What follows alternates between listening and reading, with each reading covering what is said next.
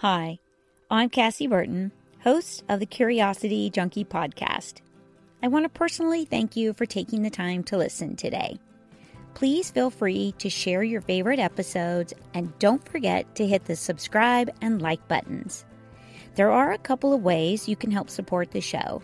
First, take a moment to rate the podcast and leave us a review. Greatly appreciate that. Second, hit the donate button or head over to cassieburton.com to learn more and get signed up for the monthly newsletter.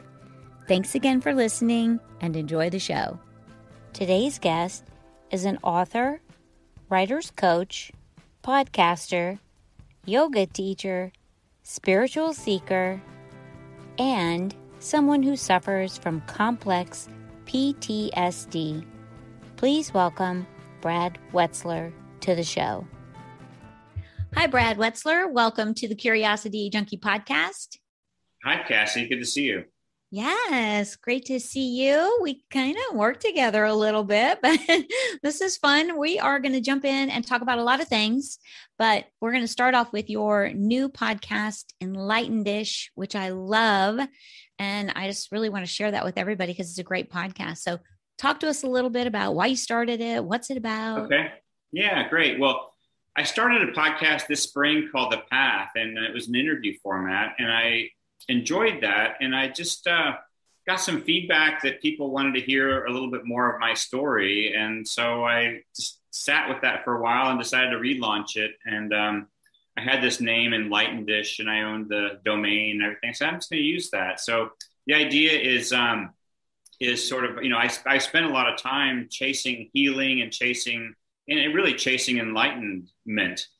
I was pretty hardcore on the path to, trying to meditate and yoga my way, to some greater state of being. And, I failed. I learned as we all do, right? As we all do. We kind of have to go down, if you're on that path, to try to go for it. And then you kind of realize we're humans and we're never going to end up being, the Buddha. But, I guess we can be our inner Buddha too. But anyway, long story short, I started a podcast that was really about the spiritual journey and also looking at mental health aspects of it, the healthy parts of a spiritual journey. And maybe there's some other parts of being on a spiritual journey that can kind of run counter to our own healing and wholeness. And so I'm kind of exploring that. There's a lot of travel. I was a travel writer for years, and a part of my journey of healing and chasing enlightenment involved, traveling all over the world. So there's lots of storytelling and lessons learned from this journey I've been on for 10 years or so. So. Yeah, that's what I like about it. You have a great voice and the stories are wonderful. It's your story. And I think that's what makes it really cool is it's relatable because you're going through real life stuff while you're on these awesome adventures. So I just think it's great. Well, thank you. And thank you for your help with it as my editor. And so, but no, I really enjoy doing it. It's really a meaningful part of my week. And I look forward to telling more stories and talking about issues too that arise for people who are on a journey to get to know themselves, a journey to become whole, to some people call it awakening, some people call it individuating, whatever you call it. We're all, some of us are on a path to try to find more meaning and know why we're here on this planet. And that's who this is for. So. Yes. And I think it's very relatable for pretty much anybody. Yeah.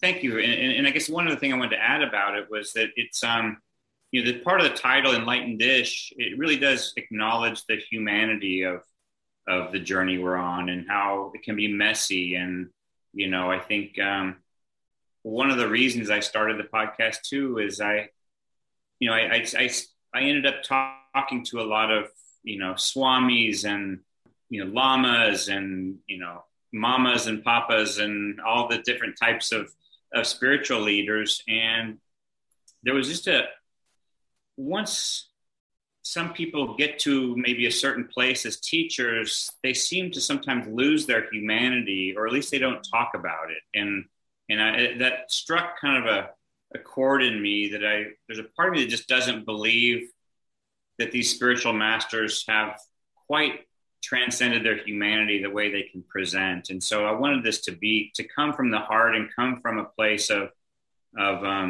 acknowledging that unless you are the Buddha, or maybe there are some ascended masters out there, Jesus, whoever, maybe you are a spiritual teacher out there listening to this, but I suspect you're not.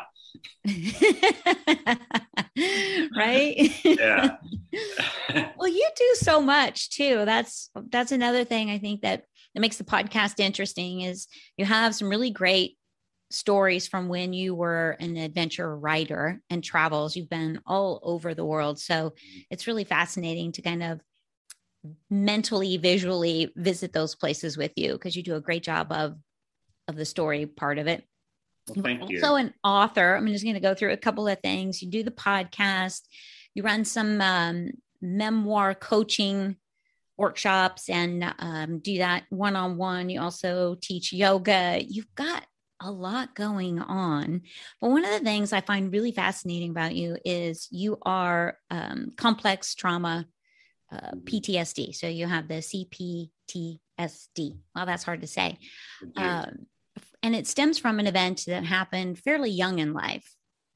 Yeah. And the more I understand about it, the more I learn about, the causes of it. And it's sort of about age 51 or so, after many years of feeling like I was carrying a heavy burden of depression and that just wouldn't leave, and other symptoms that led to, even behaviors that I wasn't proud of. And I went through many different diagnoses of these. And finally, in my early 50s, a couple of different doctors, just said, this is what you have. And this is why it's been so confusing to other people and to yourself. And they said it was PTSD and complex PTSD. And it stems, from a few parts of my childhood. The first part of it is, at age 12, I was on a canoeing trip with my father. It was a Christian youth group that I belonged to as a young person. I was 12, I think in 7th grade. And we went from my home in Kansas City down to the Ozarks in Arkansas for a canoe trip. And the river was high, and a local man had said that we probably shouldn't float it, that he recommended just calling the trip off. And fathers being fathers, and it's sort of, no, we drove here, we're macho, we're going to do this. And on the first day of a 2-day trip, the canoe that my father and I were in capsized, and I went overboard, and the river was high, it was white water, and my life jacket snagged on a submerged log in the middle of the river. And I just remember, I still can feel the jerk of it. And I found myself trapped in the middle of the river with only my head and almost like up to my jaw above water. And occasionally the log would shift, and I would sort of feel like I was being pulled under. And I was there for probably 10 or 15 minutes. And my father had floated past, and he was down on a sandbar and, was looking up, but he looked helpless. He didn't seem to know what to do. And so I was there, and I remember just sort of like facing my death is what I thought. And I remember praying, and I was, staring at the sky because I really couldn't move my head around. And eventually, another canoe carrying a friend of mine and his father, they must have seen me, but they rammed into this log and knocked me loose, and I floated away downstream. And I just remember feeling so free and like, I'd been through hell in 10 minutes, and someone else scooped me up and ended up, carrying on with the trip. So that was the physical part of it. And then, when I went home, and this is the part I don't understand, it's a part that's more typical of complex trauma. I went to tell my mother about it, and my father must have had a lot of shame about what had happened or something, but he was unable to acknowledge that it happened, and sort of told my mother I was telling an untruth. And so I buried that memory. I never lost sight of the memory. I knew it had happened. It wasn't like a buried memory, but I just had to cope with it myself and couldn't talk to anybody about it. And after I got home from that trip, my father started drinking heavily, and every night, I sat by him in the living room as he drank himself into a coma, and often couldn't be awakened at the end of the night, and I had to walk him to bed. And I grew up in a family with siblings, and everybody in the family ignored it except me. And, everyone kind of just split.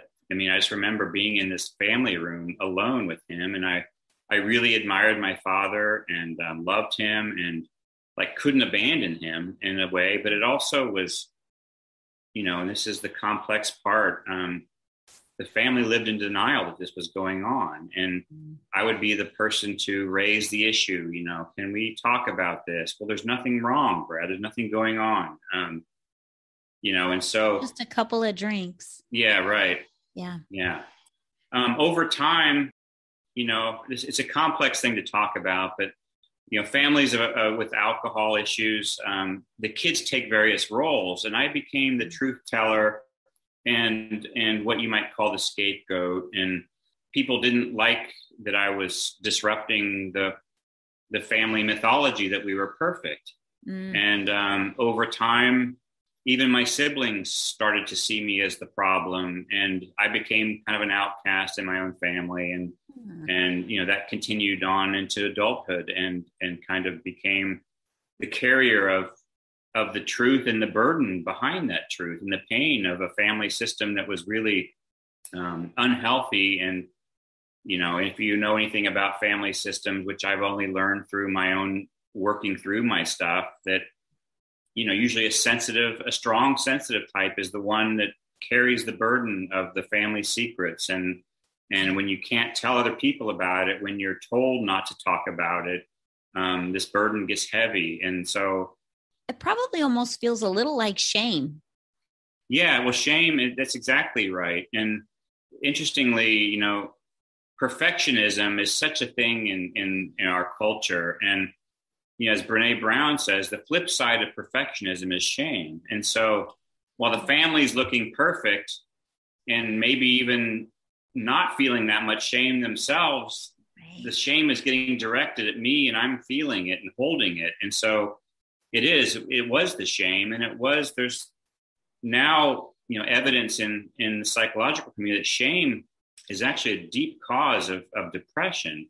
Yeah. And one of the things that happens and is that when you have a lot of shame, when you have complex trauma that comes from living a life in which the people are telling you this is the truth and you're living in a different truth, there's cognitive dissonance. And one thing that happens is you develop a really aggressive superego, which is sort of the voice that kind of keeps you in line, but it gets hyper developed and it ends up beating you up all the time, And so you're a jerk, you're an asshole, you can do nothing right, and you end up kind of your own inner voice ends up kind of beating you into depression. And so my depression began, right around 13 or 14, and it intensified through college, came and went. I went through periods where I was okay, but then I became a travel writer, and I was driven by a lot of ambition. And so I was fueled up by ambition and wanting to become a writer, and went off on these journeys and, had quite a successful, life as a travel writer, and was coming home and collapsing into bed and sort of not understanding why. And that began a journey through the mental health industry that was frustrating in its own right. So, yeah, I want to talk about that a little bit, because you were diagnosed with a diagnosis early and carried that for quite a while and ended up on what I remember, lots of medication. Yeah. Before actually getting the good diagnosis. Right. Yeah. Yeah. So when I was just after college, an uncle took me to see a psychiatrist that he knew, and I was suffering from depression and I made a mistake. I spent 45 minutes with this man, a psychiatrist in the Kansas City area, and And, I told him about the depression. Well, he kept crying about other things, and, as they do. And I gladly told him that, I was a spiritual little young person, and I'd always had these kind of emotional merging experiences, and who knows what they were. I mean, on some level they were merging with God and they were real. On another level, maybe it was how I was trying, my psyche was trying to deal with the situation I was confronted with as a kid. His eyes perked up, and after 45 minutes, he hands me a prescription for lithium and a diagnosis of bipolar. Ugh. And so that led me on a journey of believing I was bipolar. It did a couple of things for me. I mean, one of the things it did is it took away blame. It's like it wasn't my fault. It wasn't my family's fault, because it was a biological, something was wrong with my brain. And I loved that part of it in some way. And I enthusiastically took this medication for a long time until I was actually on a journey, a trip to Indonesia to write about a group of surfer missionaries, and I became dehydrated, and my lithium levels became toxic, and my kidneys began to fail. And I ended up being told when I got home I was going to be on dialysis the rest of my life. So that was, and all of it over a misdiagnosis, which of course it turned out not to be bipolar. Eventually, the pain I was carrying became so bad. I ended up in Santa Fe, New Mexico with a new psychiatrist, and who ended up just piling pill upon pill upon pill, none of which were doing anything because it wasn't what he thought it was, right? So I ended up on 23 or 4 pills a day, like 12 different medications, and I barely left my home for a good 5 or 6 years. I mean, I had been at the top of the world, been traveling all over the world. I was flying back to New York to go to editorial meetings at George Magazine with JFK Jr. And, and here I was, I stumbled too much. Actually, I couldn't ride a bike. My wife at the time, hid my bike because she was afraid I was going to kill myself in town, just riding around. And I would just stumble down to the local cafe, and I could barely even read, the magazines that 3 or 4 years earlier I was on the cover of. And so it destroyed my life and destroyed my marriage, and ended up in quite a hole in my life. And so, it wasn't until even years later when I moved to Boulder, Colorado, and at about age 51, in a very tearful meeting, this man just said, "You've been through the ringer, and it's been none of these things that these doctors told you have. You have trauma and PTSD." And I remember just weeping and weeping at this journey I'd been on that had been so hard and so shame-filled and so misdiagnosed and so misunderstood, without much support from my family, who had seen me as an outsider and as part of the problem, who never, believed my version of the story of what my childhood had been about anyway. So, yeah. And I think that would be even more devastating in that you've struggled with this kind of on your own for this whole time. Yeah. And even though it's a misdiagnosis, it's still, you never got to have that conversation, it sounds like, with your family. Like I've never been able to have it. They, the times I brought it up, they have seen me as angry as, even a request for a conversation. Nobody, and it's not unique to my family. This is the way it works in dysfunctional, addictive families. Is there's a myth about the family that their interest is in preserving. And, this is a very successful family. So, there's just a lot of stories that they're holding together. And, in some ways, my siblings were gone when I was sitting with my father. They may not even have the same reality in some ways, right. Whatever was driving them away, they just simply weren't going to be around to experience it. And so they had a different experience than I did. They also didn't have that role of holding the family burden as sort of a scapegoat. So they still look at me like I'm crazy. So. Yeah. And I don't think that that is uncommon experiencing different things within the same family. Like when people go to talk about experiences, I've got an older sister and a younger sister, and sometimes we've seen things completely different. Like someone will remember absolutely nothing. The other person remembers all these traumatic details that are so intense. And I think that's just amazing how we experience those differently. For whatever reason, one person's body or mind just needs to shut down and not acknowledge it. Yeah. It's easier to not deal with it. And the other person, maybe a sensitive person, absorbs it. And you've been at least self-aware enough that you've never just, you probably had moments, it sounds like, but you knew that there was something more. Something's not right.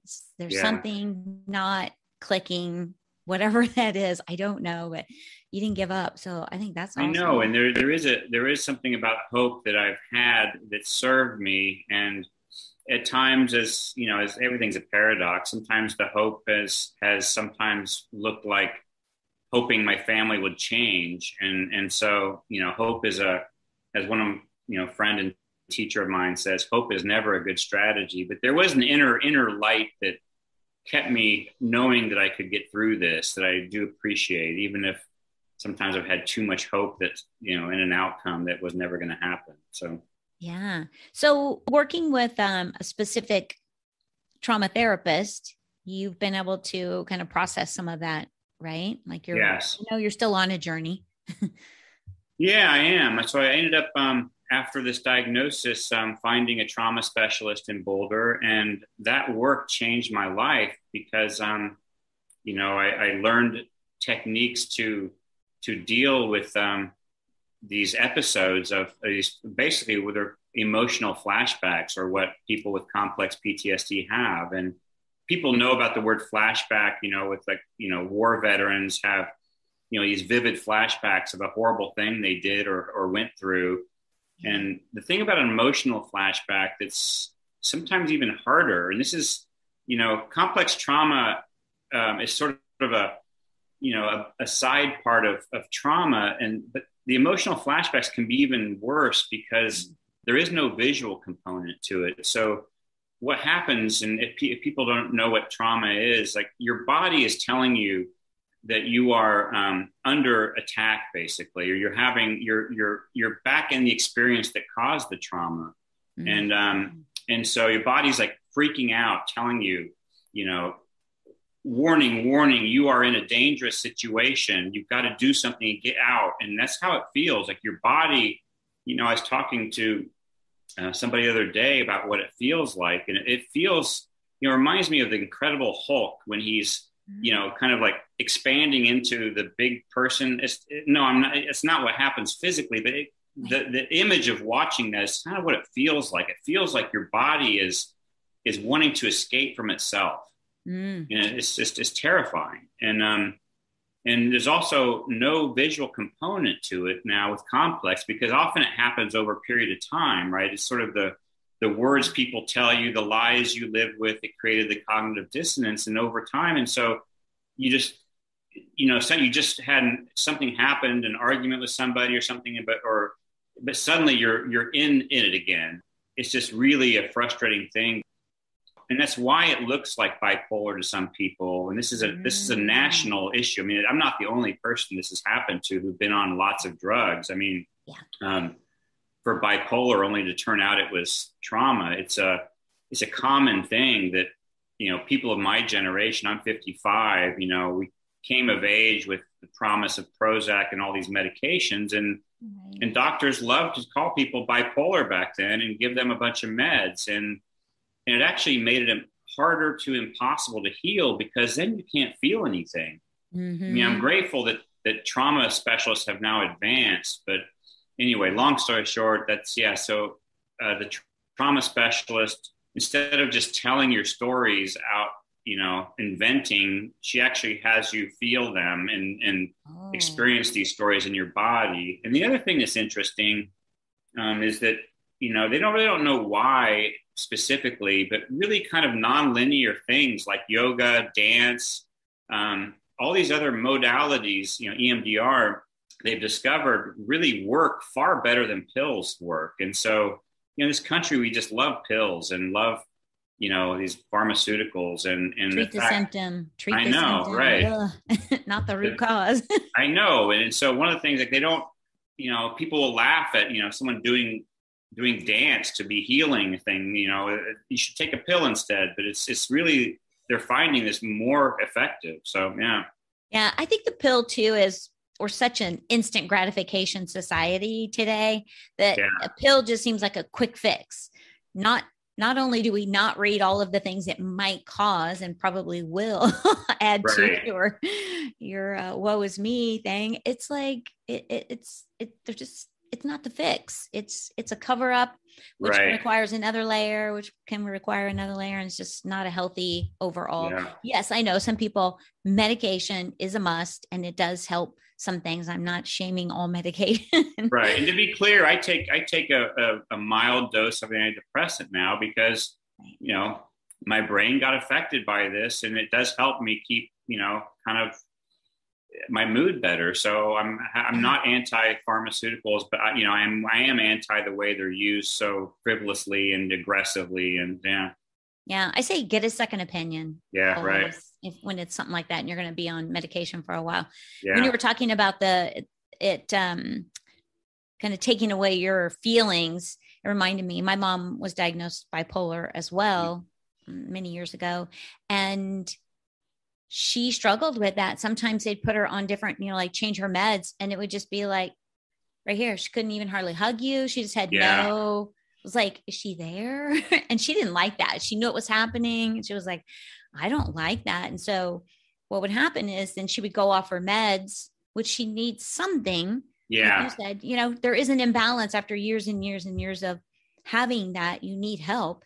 And it would just, it would be a constant struggle. So I've heard it said, this whole medication thing, which there are uses for it and many uses probably for it, but it is sort of like using a sledgehammer on, they don't know why these things work and how, and so it's pretty primitive, really. It's sort of and I think they, but it's dressed up like these doctors really know what they're doing. So, yeah.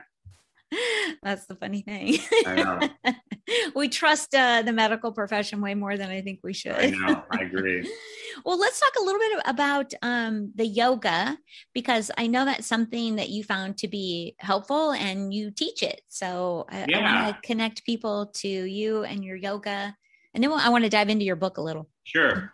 Well, so I started practicing yoga in around 1994, when I thought I had bipolar. And it was just a way at that time. I loved how it made me feel. I did notice, the altars in the front of the room, and I was curious, but I wasn't. I was a journalist, and I was sort of skeptical of any deeper way. I was a typical American practitioner of yoga, which is just exercise, right? And then over time, I think during those dark years, I stopped going. But then as soon as I got out of those darkest years, when I was on all those medications, I picked it up again. And this time I was really in a different space and wanting to heal. And I committed to going, to yoga 6 days a week. And I just knew it was good for me. And before I knew it, I was reading book after book about yoga. And I began to see the deep spiritual path that yoga really is. And that I think, again, most Americans are kind of oblivious to, but the philosophy behind it and the way, I could go forever about the philosophy and stuff, but I began to see it as a healing path even before I got the trauma diagnosis. I felt more empowered. I felt better. I felt more in touch with my body. And it was doing something real for me. And I ended up becoming a yoga teacher at age 50. And I love that. In a room full of, 23-year-olds, and it was a bold move, and it's something I'm proud of. And I ended up teaching in a studio in Boulder, and then now I teach privately, or I teach, anyone can come. I teach through my website, and every Tuesday and Thursday morning at 9 a.m. Central Time, and so it is that 10 a.m. Eastern and 7 a.m. Pacific. So early out west, but and I teach kind of a moderate flow vinyasa practice, and it's a wonderful way. I just love that I can share what this gift that I've gotten so much from, and learn to be back in my body from. I mean, Americans, we just sit and stare at our computers. We are so in our heads, and we've lost the sense that we are, animals. I mean, that we need nature. We need to move our bodies and feel our bodies. So, yeah. Yeah, I completely agree. We go hiking, it's Arizona, so we try to go hiking as much as possible, but it's been really hot. And then I've been busy and traveling. And I think, man, I feel that when I don't really get to connect with nature and be in it. So I've been trying to just sit out on the back patio some and like take it in. I get it. I agree. It makes a big difference. Well, let's talk a little bit about your website, because I know you have several offerings on the website of ways you can connect and work with people on different things. So I know the yoga, you've got your memoir coaching, writing coaching. Right. Yeah. Yeah. So you can see my podcast is there. I also offer private coaching for memoir writing, and I'm about to launch 2 new courses, group courses in memoir writing, and also in writing kind of memoir self-help book. So if you're a therapist or an entrepreneur and you want to share your ideas, this other course will be about how to write, kind of a book that draws on your life and career experiences to teach the things you want to teach. So those are going to come online in October. So. Well, that's very good. And your website is basically just your name, bradwetzler.com. bradwetzler.com. That's BRADWETZLER.com. All right. Fantastic. Well, I want to get into your book. It's something that won't be out for a while, but you can officially talk about it. Yep. It's the title for now is called Adventures in Healing. And it's an adventure story. It goes around the world, and it also chronicles this inner journey of healing through time. And the book begins, it's 1996, and I'm an editor at a magazine called Outside, which was an adventure travel magazine. And I had assigned an article to John Krakauer, a famous journalist and writer, to travel to Mount Everest and climb Mount Everest. And the year he climbed it, and to write about it, the year he climbed it was the year that there was I believe 10 or 11 deaths up there, and it was the disaster on Everest in 96. And so, I coached him to write that story and then edited the story. And the book begins there, and I'm struggling with depression and struggling with all these trauma symptoms, even as I'm helping him write the book, and he ends up with PTSD. He's later talked about, but so it begins there, and this follows the path I've gone on to healing. It takes me over to Israel and Palestine, where I spent 3 months sort of post that drug period trying to understand my life and figure out if I could believe in a God again. And I walked in Jesus' footsteps all over Palestine and Israel, came home and realized I couldn't and that wasn't my path. And that's when I really then tell the story of getting into yoga. And then that takes me on a healing path in Boulder, and then over to India twice, on 2 more trips to India, once where I have a mind-blowing 12-hour mystical experience. And then the second time I kind of have I'll call it a come to Jesus moment, where I, find myself kind of laid bare and maybe in touch with my true self and my soul even. And at that point I have a diagnosis of trauma, and I begin working with a therapist and learning all these strategies to finally heal. So. Oh, that's wonderful. I cannot wait for it to come out. I know it's going to be a while, but I'm excited that you're writing it, and your travel stories are amazing. So I'm sure they're going to be wonderful to read. Are you going to, are you going to do audio as well? And are you going to read it, or? I am doing an audio book, and I haven't gotten that far to know if I will read it or not. I guess I'd like to, if that's in the cards. So, yeah. Oh, that would be so wonderful. Okay. Well, it'll be a while in it, but some of the stories you'll hear on my podcast or you'll see on my blog. So, so check those out. Yeah, that's what I was going to ask too, is it some of the stories from your podcast? I'm sure they'll be in there too, because those are your life experiences. That's what those stories are.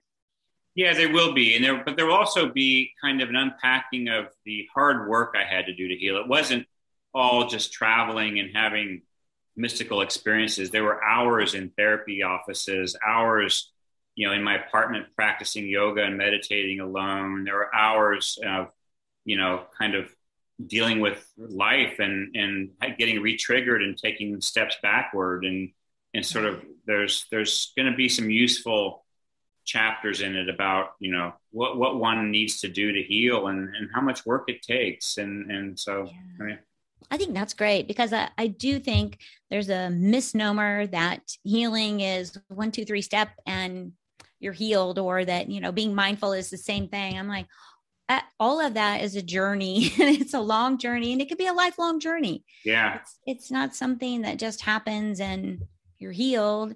It's trauma, and we continue to have trauma happen to us, which can re-trigger it. And even though we can release it, there are things that you will constantly have to release. Definitely. Again. I mean, I think, the subtitle of the title of the book is Adventures in Healing. And the subtitle is my 10-year quest to heal depression and cope with trauma. And I think that last part, I think we can heal some of the trauma, but I also know that I'll be living with it most of my life, and that coping with it and learning how to not have it spin you out and lose days of work, or how you start to, a lot of it's learning to be gentler with yourself. It really is, because one of the triggers that can happen is that abusive, inner critic can actually bring out the trauma and make it worse. So, yeah. Right. A little of the acceptance piece too. Definitely.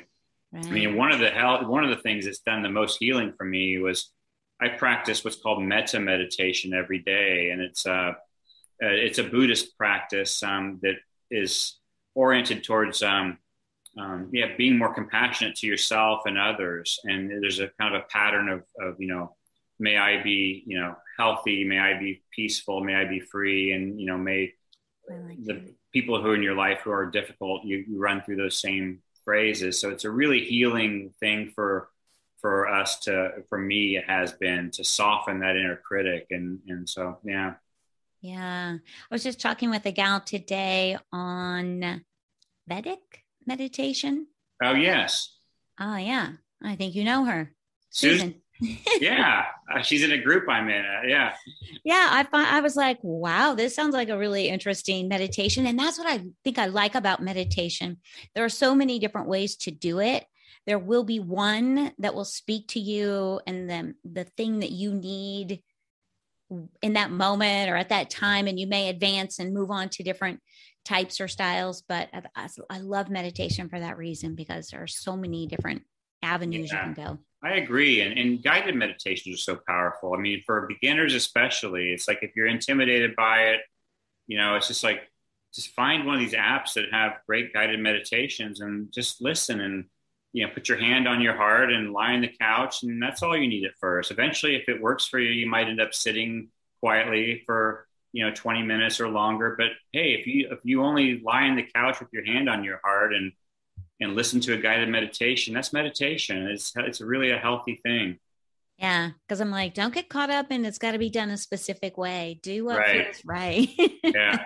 Otherwise you'll never really, absorb and relax. So yeah. I heard Jack Kornfield is a teacher that I love. And he's often said that we in the West, rather than trying to become these meditators that are, self-reliant and meditate on, he said, just do a year or two of meditation only, just forget, we in the West are we're not on the path necessarily for full enlightenment. And we're kind of babies in the spiritual path. And that, if you could just learn to be more compassionate to yourself, that's what we need. So, yes. Yeah. That's a great place to stop. I love it. Well, thank you, Brad, for coming on. Really appreciate you taking the time to do this. I know you're a busy man. Well, thank you, Cassie. And I'm really grateful you had me on, and I look forward to hearing this. Yes, absolutely. And to all of you out there, thanks for tuning in, listening, watching. Stay safe, stay curious, and I'll see you soon.